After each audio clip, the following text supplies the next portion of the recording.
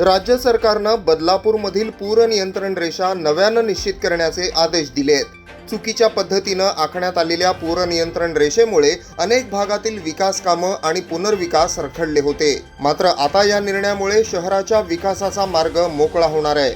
आमदार किसन कथोरे यांच्या सातत्यपूर्ण पाठपुराव्यानंतर हा निर्णय घेतला गेला आहे। बदलापूर शहरातील रमेशवाडी, बॅरेज रोड, हेंद्रेपाडा, मांजरली, वालिवली, बदलापूर गाव, सोनिवली तसंच पूर्व विभागातील गावदेवी, जुवेली आणि खरवई या परिसरात चुकीच्या पद्धतीनं टाकण्यात आलेल्या पूर नियंत्रण रेषेमुळे बांधकाम आणि पुनर्विकासावर निर्बंध आले होते।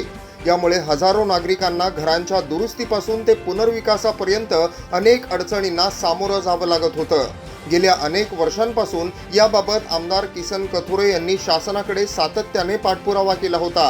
आता शासनानं बदलापूरमधली पूर नियंत्रण रेषा नव्यानं निश्चित करण्याचे आदेश दिल्यामुळे शहरातील सुमारे 1 ते 1.25 लाख रहिवाशांना मोठा दिलासा मिळणार आहे।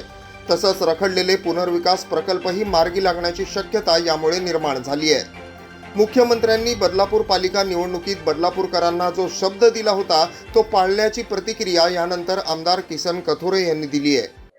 रेड लाईनची सर्वे चुकीची झाली होती, ही आमची पहिल्यापासूनची जी तक्रार होती त्याला मुख्यमंत्र्यांनी दुजोरा दिला आणि तातडीने त्याच्यावर समिती स्थापन केली। केवळ समिती स्थापन केली नाही, त्याच्यात ध्येय धोरणं ठरवली गेलेली आहेत। डेव्हलपमेंट कसं करावं, त्यांना दिलासा कसा द्यावा, जुन्या बिल्डिंग आहेत आज त्यांना रिडेव्हलपमेंट जर करायचं असेल तर खूप मोठ्या अडचणीला सामोरं जायची वेळ आलेली आहे। या समितीकडून सगळा अहवाल पूर्ण लवकरात लवकर जाईल आणि बदलापूरकरांना, माझ्या सगळ्या जेवढ्या लोकांना रिडेव्हलपमेंटचा त्रास आहे तो पूर्ण मार्गी लागेल। मुख्यमंत्र्यांनी खूप मनापासून या निर्णयावर लक्ष केंद्रित केलं होतं।